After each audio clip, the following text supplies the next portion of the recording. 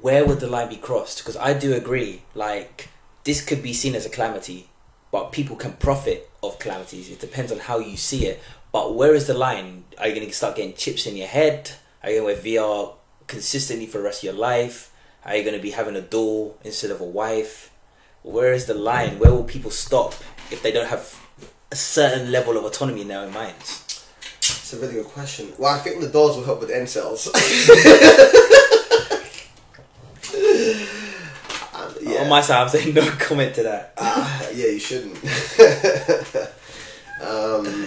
No, but honestly, with the incels, like, I do feel for them, because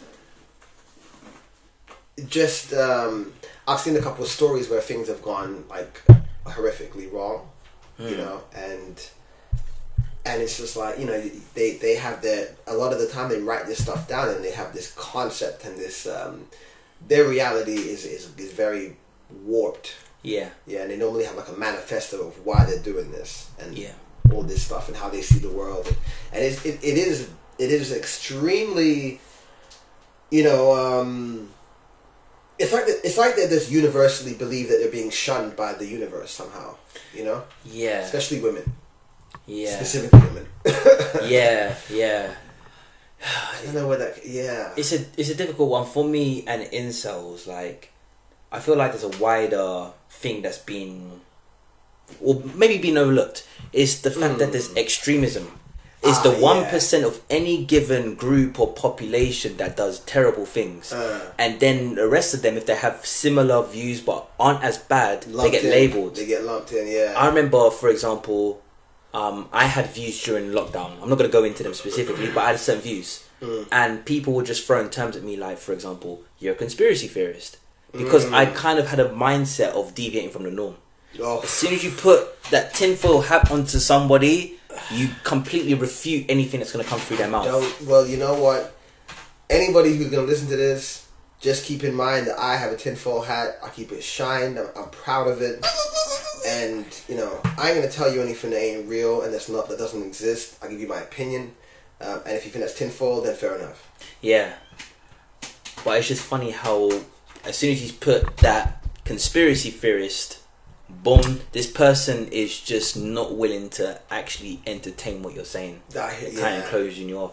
That's why I feel sorry for these people who are, I guess, incel community. A lot of people probably wouldn't call themselves an incel, but they've been labelled that.